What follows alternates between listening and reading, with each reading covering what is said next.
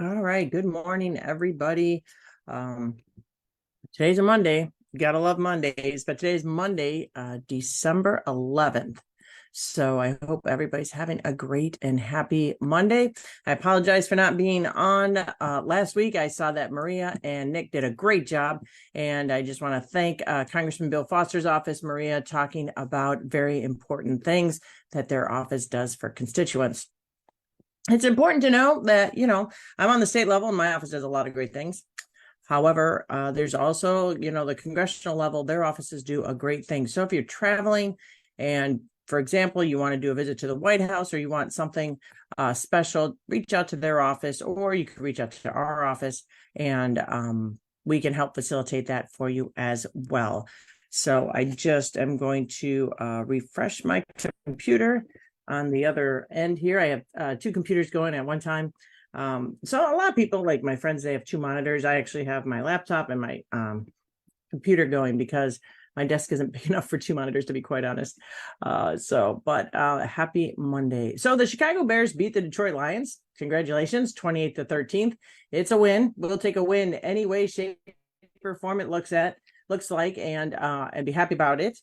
With that, I'll raise my mug of the day. So this is a great mug I got, obviously years and years ago. It says Mommy Claus because how many times do all the moms out there do a lot for the Christmas celebration, the decorating, the gift wrapping, the shopping, cooking, and a lot. So congratulations and thinking about all those moms out there. But again, there are dads out there that are doing the same thing. But this mug was given to me by my kids, man, over a decade ago. I think I don't want to date myself, but a long time ago, and it's one of my favorites. So today is a Mommy Claus Day.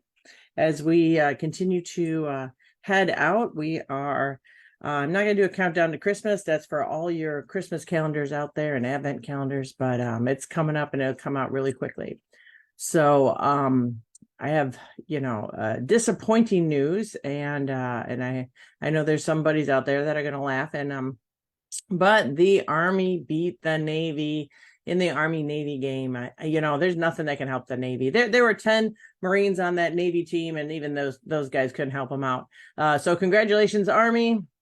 It was a well played game by the Army, a not well played game by the Navy, and that's all I'm going to say about that. So I got some ribbing on that with regards to the game on Saturday. Good morning, Bob. Good morning, Bonnie. Bonnie's excited about the Bears. Bonnie and Gay, they love the Bears. Number one Bears fans. Among the number one Bears fans, there is. December 7th, the day that will live in infamy. Pearl Harbor Remembrance Day. Every year, there is a Pearl Harbor luncheon attended by many. I was out of town at a conference, unfortunately traveling back. But if you get the Beacon News, for some reason I don't have the daily delivery of the Beacon News. I used to have it, and something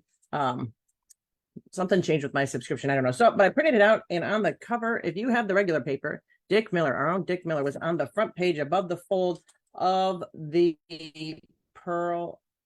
Beacon News at the Pearl Harbor Day luncheon. He is one of the few World War II surviving veterans we have today in the Aurora area. And if you haven't met Dick Miller, you should find some time and visit with him. He goes to the Veterans Breakfast every other first and third Thursday. He goes to the American Legion meeting. I just saw him on Friday. And he is a wonderful individual. So certainly you can spend time with him. Good morning, Tom. How you doing, Tom? It's been a bit of a while. Tom just tuning in with us. So yesterday, December 10th, was Human Rights Day. So this is a day to remember the signing of the Universal Declaration of Human Rights. It was signed by the United Nations in 1948. And this declaration affirms that every person, regardless of race, color, religion, sex, language, or other status, will always be entitled to inalienable human rights. Here in Illinois, we have affirmed this again and again and again. And we also, here, we have the Human Rights Commission. And back in the day, maybe we'll have them back on, we had a commissioner from the Human Rights Commission, Steve Anderson, come on and talk about what the commission does, the Human Rights Commission. Today is the 5th day of Hanukkah. So that's December 11th. So I always say happy holidays. Some individuals appreciate that, some individuals don't. But this is one of the reasons, because we have our constitutional right to freedom of religion. There are many religions in the United States, and one of them is our friends and neighbors of the Jewish religion celebrating Hanukkah. So today is the 5th day of Hanukkah. So rejoice and celebrate in the Hanukkah light, wishing everybody peace and prosperity. And, we pray for peace every day, peace in Gaza, hopefully, the fighting resumed and we can hopefully negotiate a ceasefire over there. Again, the fighting on Ukraine against Russia and Russia, it's the one thing we can hope for next year is peace and prosperity. And then on Wednesday, December 13th, I'm going to say it. My daughter's going to be happy. Her boyfriend is in the National Guard, Major General Neely. National Guard birthday. The National Guard traces its origins back to the day in 1636. Ever since, our citizen soldiers have proudly and bravely served our nation. Today, we wish them a very happy birthday. So I'm wishing them a happy birthday to all my friends. And I have friends that are in the National Guard. I have friends that are deployed on active duty that were in the National Guard overseas. So we got to keep them in our thoughts and prayers all the time, all the time. So that's one of the things that are just so very important that we need to really keep in mind. Those individuals that are serving our country, that aren't here on holidays, that aren't here for Christmas. I was one of them. I was stationed overseas in Okinawa, Japan, and I didn't make it home for any of the holidays that whole year I was there. And then when I was stationed at California, I made it for very few holidays back. So definitely keep our service members that are proudly and bravely serving our country, that are overseas, in our thoughts and prayers during this holiday season. So Tom talks know much about World War II Museum in New Orleans. Honestly, Tom, I haven't been in New Orleans, so I don't know much about the World War II Museum in New Orleans. However, I guess if you travel to New Orleans, there is a World War II museum there. Thank you, Tom, for letting us know that. In addition to that, I think I mentioned this a couple weeks ago. Illinois has a military museum. So if individuals have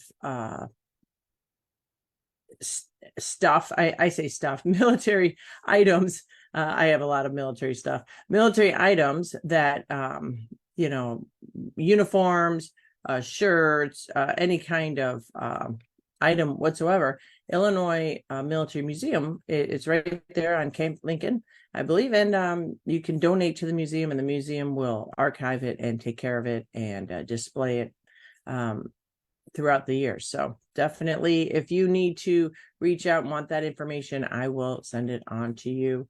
My office will have it. We can completely facilitate that transfer of your items to the Illinois Military Museum. So thanks for sharing that, Tom. Week in review. What did we do this week? This is kind of a fun thing. We did our Toys for Tots drive. Thank you to everyone who donated. We overfilled 2 boxes. We are one of the top offices for toys in our area. And it's going to give a kid a great Christmas. Goes out to families who struggling. They're struggling for whatever reason. And their kids will get a toy under the Christmas tree this season. Marine Corps Reserve, Toys for Tots, always a great organization we work at. I work with them and support them wholeheartedly.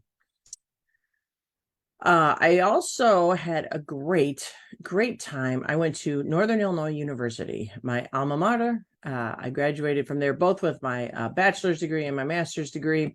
And I got to sit and talk with veterans, families of veterans, spouses, and their college kids, so girlfriends, and talk about how they can have a better college experience overall and how we can better serve them, the younger generation of veterans today. It was a wonderful conversation. It was a great event. And I want to thank Northern Illinois University for inviting me to really connect with those veteran students that they are working with so hard to support, and to be their college of choice. So again, always trying to work very hard for our new veterans, our returning veterans.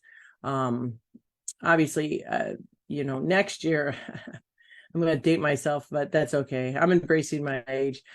Next year, 2024, as it's right there in front of us. 2024 would be the 30th year that I got out of the military. So I was honorably discharged. Next year, it'll be 30 years. So while I'm a veteran, the new veterans, the veterans that are in college today, they have to be heard, and they have to be recognized, and we have to support them. A much different world than when I got out of the military 30 years ago. But then again, some of the issues are still the same. So working with regards to that as well. Congratulations to the City of Aurora and Hollywood Casino at their groundbreaking. So I know you're saying the ground was probably frozen. It was imported ground dirt in a box that we were able to break the ground in a symbolic nature.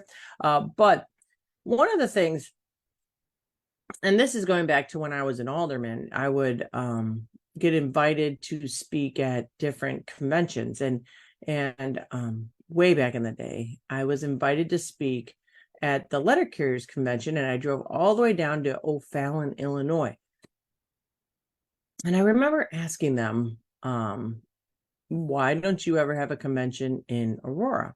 And they said that there was not a facility that could handle the amount of letter carriers that went to their annual convention every year. Made a lot of sense. Now that's going back, God rest his soul, Ken Christie was around, so going back maybe 15 years, maybe more than 15 years.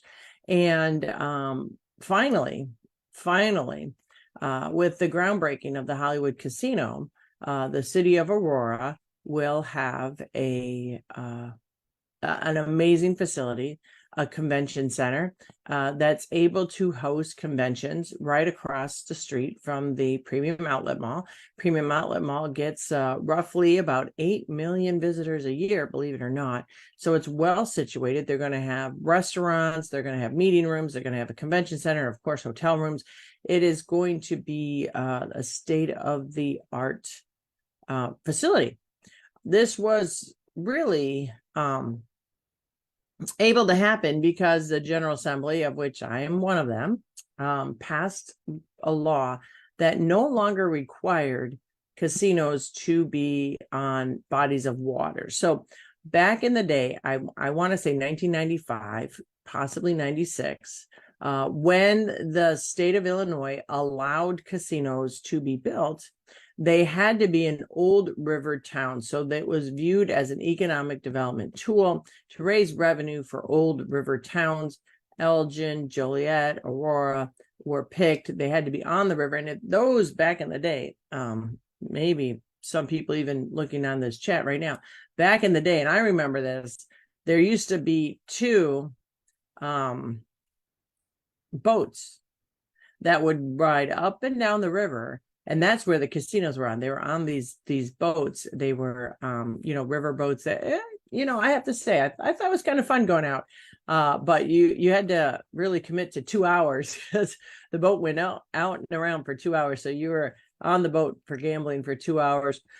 The river boats back in the day. And then there was a change to the law that allowed them to be docked. So the current Hollywood Casino is literally a bit of a barge. It's docked, and it's no longer obviously those boats got dismantled, but it's no longer a boat, but it does float, and is connected to the water. So that was allowed. And if you go to Rivers Casino, it's kind of a nomenclature because Rivers Casino actually has not a river, but it did import, they did make a water that flows underneath it to simulate a river so that they could build it. And that's a workaround that they did when they built that Rivers Casino. However, we recently changed the law to allow casinos to just build on ground. So Hollywood Casino is groundbreaking because of this legislation. They are able to build a state-of-the-art facility. Very excited to really see this come to fruition, and I think it's a win-win, and it's really going to bring a lot of synergy to that part of Aurora right off the interstate, and restaurants and meeting rooms and convention centers. So I think it's going to be a really great positive plus for the city of Aurora. I am being told that the old casino is going to be dismantled, and the river will be because they put that dam in just to create water flow so that the casino could float. So they're going to return the river and really improve that area. So looking forward to seeing that casino come up and get built. I mentioned that I was not at the Navy League's Pearl Harbor Day luncheon. I feel really bad. In fact, my Facebook memories popped up a picture of mine. I want to say 5-6 years ago when I took a picture of a Pearl Harbor Day survivor. He was at Schofield Barracks, and just a wonderful memory. And unfortunately, we don't have any more Pearl Harbor Day survivors in the area, but I missed it because I was in Washington, D.C. at the 2023 Trades Women Builds Nations Conference. So TWBN, Trades Women Build Nations Conference, and it was amazing, and it was great. I was in a room with like 4,000 women in the trades who had amazing stories and just a lot to share. So it was really wonderful. It was over the weekend in Washington, D.C., and I can't wait for next year's conference. And if there is anybody out there that are interested in getting in the trades, there are a lot of women in the trades. Sometimes, they're hard to find and making inroads, but definitely there are women in the trades, electricians, plumbers, carpenters, drywallers, painters, you name it. They're in the trades, and it's a good career. It's a good career. I just met a woman in high school still who wants to be a welder. I had a meeting with Skills USA, which is a pre-apprentice program that works with individuals in high school. And I had a wonderful meeting to meet a young lady that wants to be a welder. So there is great opportunities out there all around. So definitely great to see everybody. So what's going on with the General Assembly, you're wondering? This is what I do. This is what I'm in. So the General Assembly, the 2024 spring session starts Tuesday, January 16th. I know that seems like it's a far away, but it really isn't. It's right around the corner. I'm going to be able to visit my son again in Japan at the end of December. So, and into January. So we're trying to wrap up things right now with regards to legislative bills. So there is the request bill deadline. So if you have ideas for a bill, feel free to email them. Email is the best. Email them to me or let me know. Texting is still okay too. And but the deadline request for a bill is January 19th. So and then we have to file our bills by February 9th. So we have all these deadlines. But so they're changing some things. What we use is a Legislative Reference Bureau, LRB. And they draft legislation. They find where in all the laws that changes have to be made. Because, for example, I'm working on a bill with the Naperville VFW and the Naperville American Legion, and they want to restore headstones in our historic cemeteries. Makes sense, right? However, the law in Illinois says you have to have permission from the family to restore or to do any kind of improvements or changes to a headstone.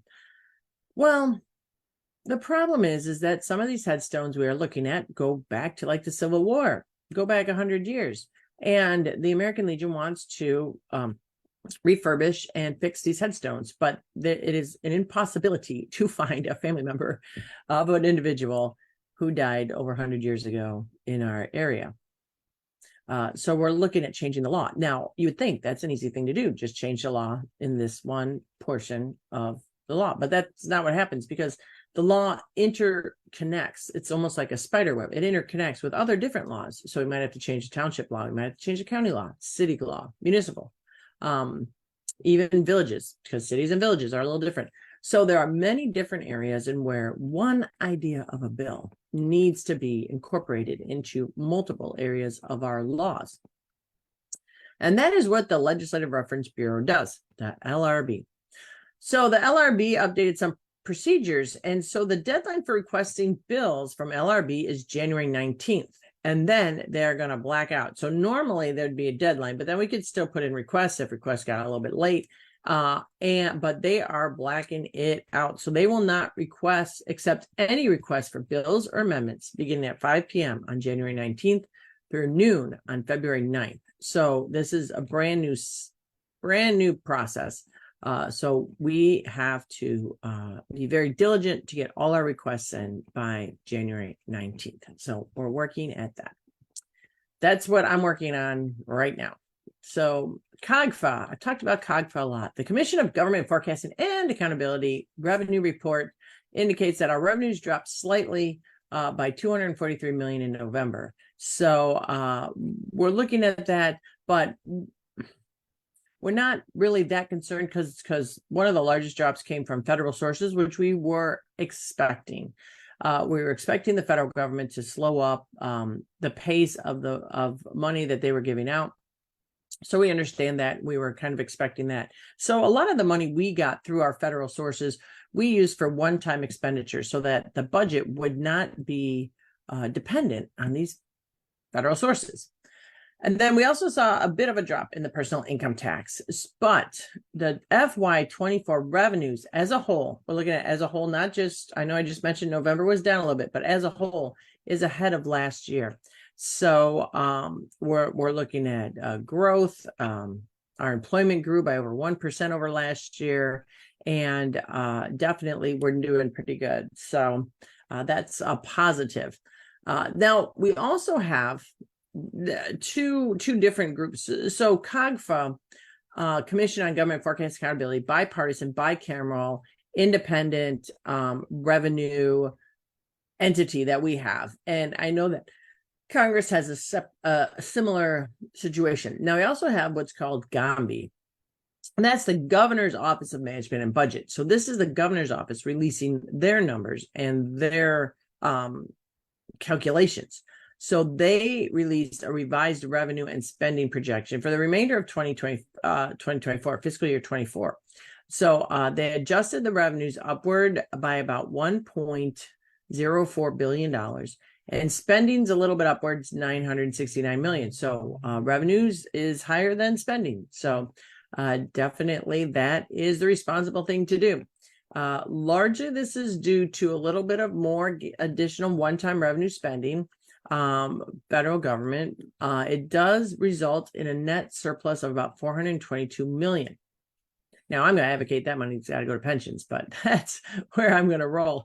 But GOMBI, the Governor's Office of Management and Budget, revised its FY25 estimates, projecting revenue will fall a bit, about $480 million, resulting in a bit of a deficit. So we're looking at when we're looking at deficit spending, it just means that there are more obligations than revenues coming in that we're looking at. And again, I have said this multiple times, but I'm happy to repeat it. The governor can spend up to whatever line items the General Assembly approved. So, but he doesn't have to. So again, if there is a line item for pencils at $10,000, the governor can spend $500, can spend $1,000, can spend $10,000. He can adjust those line items as these numbers come out every month as we get, COGFA and GOMBI look at these numbers on a month-to-month basis, and they can adjust. So when they look at some of these things, they can adjust these. Now, there was a question on the budget. The governor has the discretion to move money between line items. I believe it's up to 8% between line items, because if you have a line item for pencils and you really need pens, and the line item for pencils has $10,000 in it, and the line item for pens has less than that, you can move that money between those line items. And there is kind of a little bit of budgeting 101. I can talk for hours about the budget of the state of Illinois. However, I will not bore you. And then COGFA also issued a pension briefing that details the status of state pension systems. As you know, I've been working very hard in the state pensions system. And the state of Illinois, as of June 30th, has a total of $141 billion in unfunded pension liability.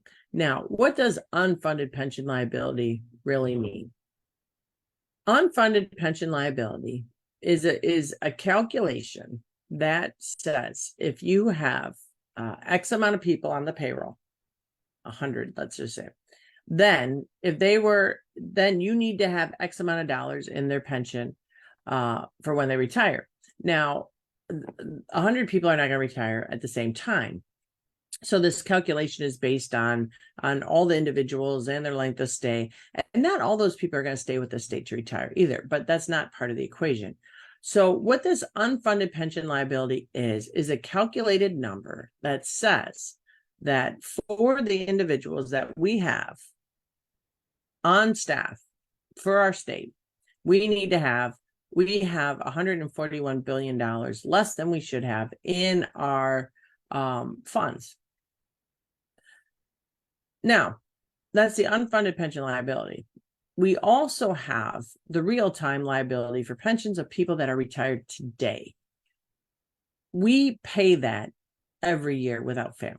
So individuals that look at this unfunded pension liability, they get a little scared about retirement security.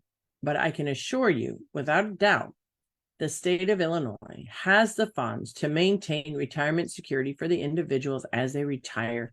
That is not the problem. It has never been the problem. It will not be the problem. And just to talk a little bit in budgets. So literally the retirees cost roughly about $3 billion out of our budget. That's the retirees today that are retired in the system. We have a $52 billion budget. So they cost us about $3 billion, $3 to $4 billion. Now, we talk about how pensions take up roughly 20% of the budget, over $10 billion. Correct. What the rest of those funds are going to is to pay the amount that we owe for this unfunded pension liability. Now, this unfunded pension liability is similar to a mortgage. If you owe a mortgage of $200,000 on your house, that's a liability. You don't pay the full $200,000 when you buy the house. Some do, but most people don't. They mortgage it over a period of years. So the state is paying their amount that we are owed to pay every single year in that other amount of that pension payment. So I just want to repeat that folks that are retired today, individuals that are going to retire tomorrow, individuals that are going to retire next year, the year after year, the state has the money to ensure your retirement security. It's that simple. We have that money. It's the unfunded liability that we pay. That is like a mortgage, and it has virtually nothing to do with the security of the retirees that have retired. So I just want to put that out there. I know there's a lot of organizations that like to stoke fear, but it is definitely, we are looking at it and we're looking to adjust it. And we have some great plans that we are working on. And as the chair of pensions, we will continue to work on pensions going forward into the next year. So as you might know, the teachers' retirement system accounts for the largest portion of our pension payments and the liability, about, I believe, 57%. So, but we have 5 state systems, but the teachers, we have a lot of teachers, and we got to support our teachers and we have to fix our pension issue, not just this pension liability, but overall pension issues, because we are in a teacher shortage, amongst other things. So veto, we passed some bills in veto. What did the governor do? The governor signed all the bills. So we had a bill that corrected a very archaic system for calculating the Chicago firefighters' average salary. We corrected that. We corrected another archaic calculation for our FOP, our police officers. So the governor signed that. The governor signed the bill that lifts the moratorium on nuclear power. However, it does not allow new large-scale power generation facilities. We already have 6 of those in the state of Illinois operating, but it allows for new, smaller scale technology in this field, which is really just amazing. The moratorium had been on the books since 1987. It's been on the books really until the federal government designed a long-term disposal site for nuclear waste.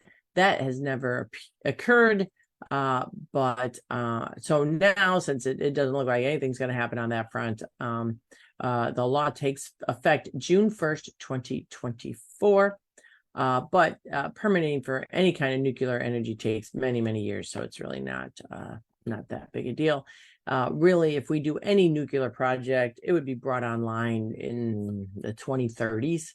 So there's a long time frame, but we lifted the moratorium so that could begin. These small modular nuclear reactors, SMRs, would look at the capacity, and it would certainly look at uniform rules for regulating SMRs. And these rules are be adopted by the Illinois Emergency Management and Agency by January 2026. If you're really interested in that. But nuclear, I think, is really interesting. 11 states currently has some kind of level of nuclear construction ban on the books. So we've again repealed that and will allow that to emerge. The governor also signed a bill that defines safety education in the school code to include water safety education for pre-kindergarten through grade 6 students. Anything we can do to prevent drowning is so very important. Another bill that gave IDFPR, the Illinois Department of Financial and Professional Regulation, the authority to extend license renewals and correspondence fee deadlines. So there were a lot of subject matter hearings with regards to this situation.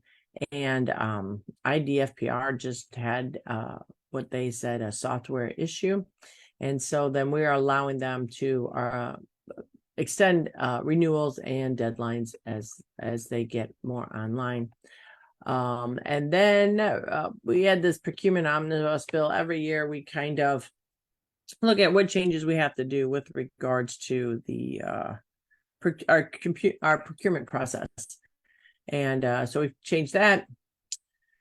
We also passed a bill that the governor signed that talked about digitally altered inappropriate images sexual in nature. They're covered under the Civil Remedies for Non-Consensual Dissemination of Private Images Act. So we had to change some language with regards to that. We passed a bill, the governor signed Electric Charging Act, which clarifies the requirements to apply for newly constructed residential homes to get, an electric charger, because there's a lot of electric cars out there nowadays. A small bill that the governor signed made a land transfer to the city of Venice. So for remediation, redevelopment, and improvement.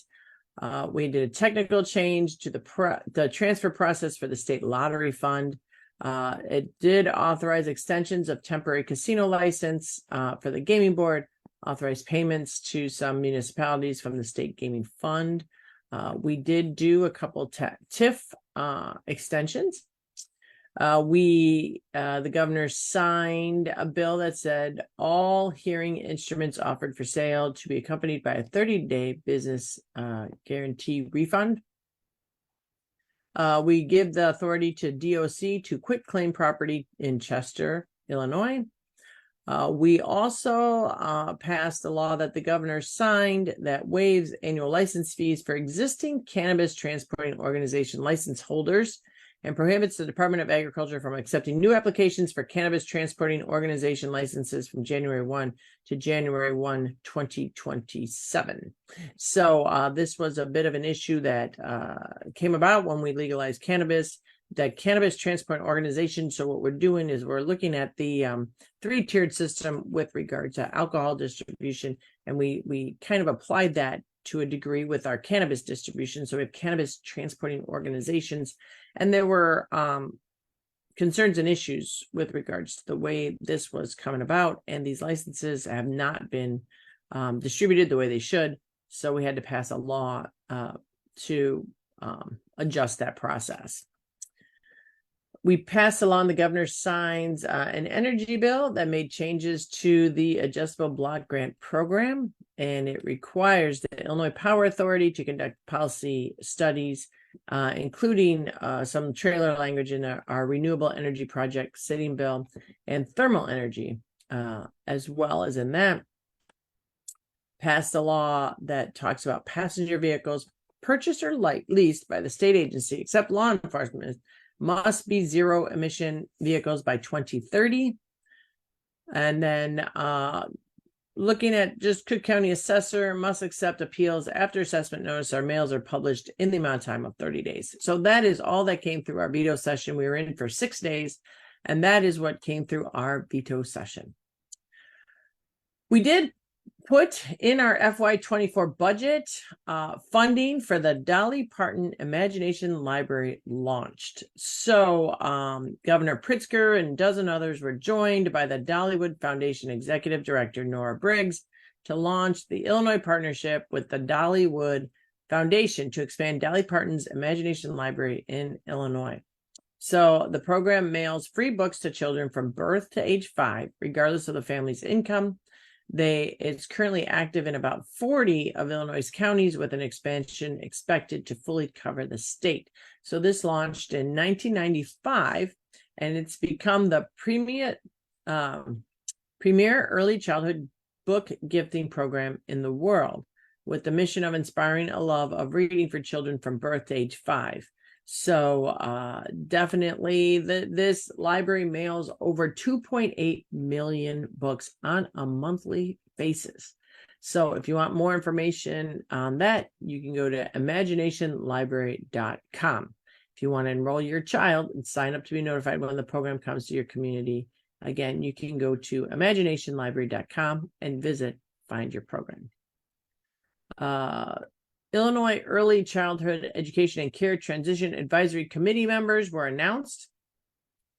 And so they will be working with the Department of Human Services, Department of Education, the Department of Children and Family Services. It's a multi-year process. The governor signed Executive Order 23-09 and will work with the General Assembly on legislation in the spring. Illinois State Police announces an online form to report suspected public corruption. So if you suspect anything, go to isp.illinois.gov/criminal investigations/SIU complaint disclaimer form. So you can definitely anything, and we're looking at this right now, an elected official steering contracts to friends in exchange for money, overbilling a contractor, embezzling of money, personally benefiting from state funds, wire fraud, money laundering, and the like with regards to that. We have our state health improvement plan we have to do every single year. So the health improvement plan has been released as a draft and notes that Illinois needs to improve in the areas of maternal and infant health. I know you'd think in these day and age, we should have like our medical facility. We wouldn't be talking about babies dying and mothers dying during childbirth, but it does happen. It happens a lot. So maternal and infant health is important. Mental health, substance use disorders, and first-time identifiers of racism as a public health crisis. The inequities of with regards to how things function on the basis of racism in healthcare, and building a more diverse healthcare, not only industry but workforce as well. So really the draft of the new state plan notes Illinois needs to improve in areas that I just mentioned. It also looks at other things like licensed overdose prevention sites that we've talked about. Not really focused on this plan, but definitely something that we need to look at as well. And also we need to look at the recent migrant populations that have arrived to Illinois in the last 15 months. Utility bill assistance. If you have trouble paying your utility bills, there are income eligible guidelines that families can apply for our utility bill assistance. LIHEAP, Low Income Home Energy Assistance Program, is available. You submit your utility bill and you fill out the application and you can get assistance with your utility bill. If your heat goes out, there are warming centers, but definitely there are ways to get assistance with heating and electricity bills. LIHEAP. Recently, the state of Illinois was awarded more than $95 million to improve passenger rail through the state. So the Illinois Department of Transportation announced that we received $95.1 million from the Federal Railroad Administration to invest in passenger railroad, and highlighted that almost $94 million will improve and modernize Chicago's Union Station. So we have two grants.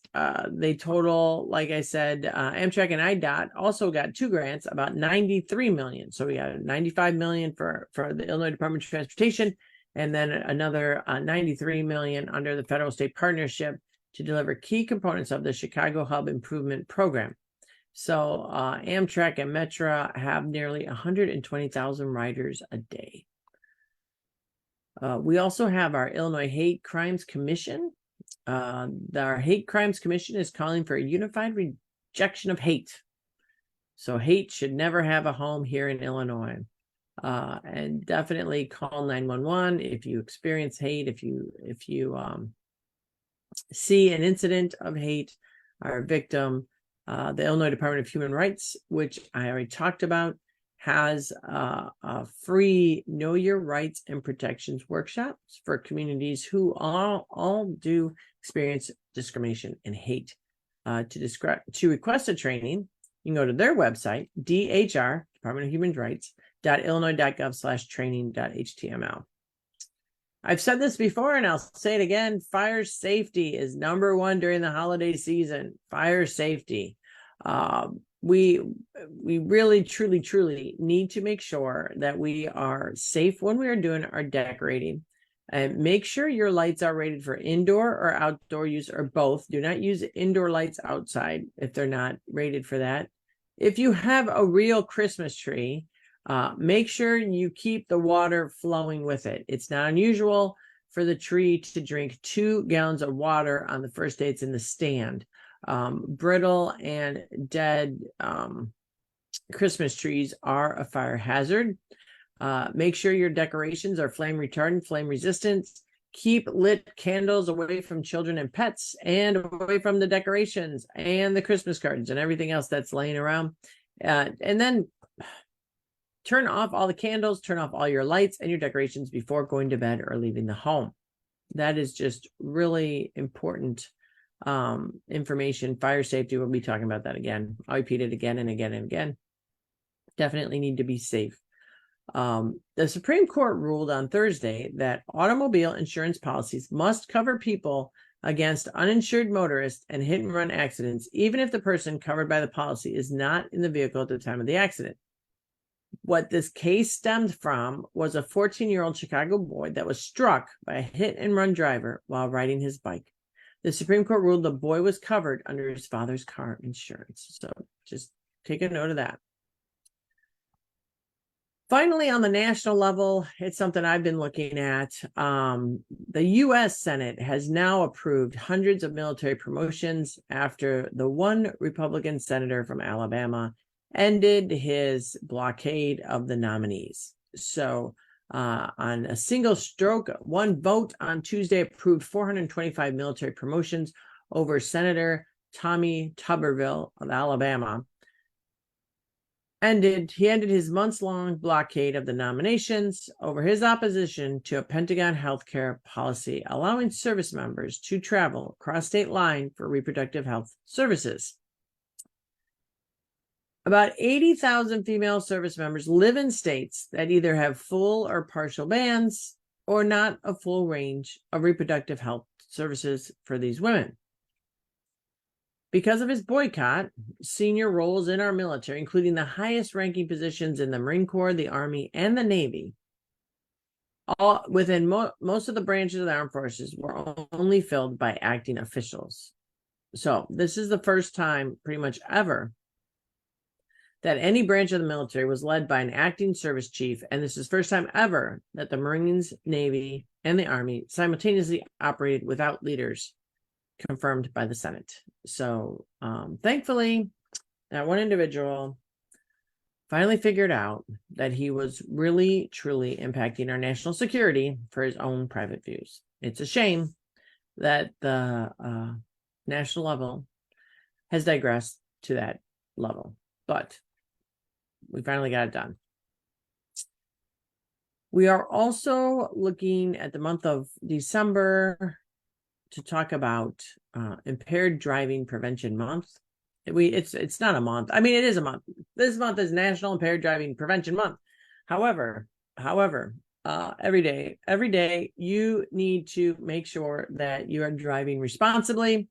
Have a designated driver. Have your app on your phone, whatever car you want to call, to get home safely after enjoying holiday festivities. So, rideshare, designated driver, public transportation, you name it, there are options out there. Make responsible decisions.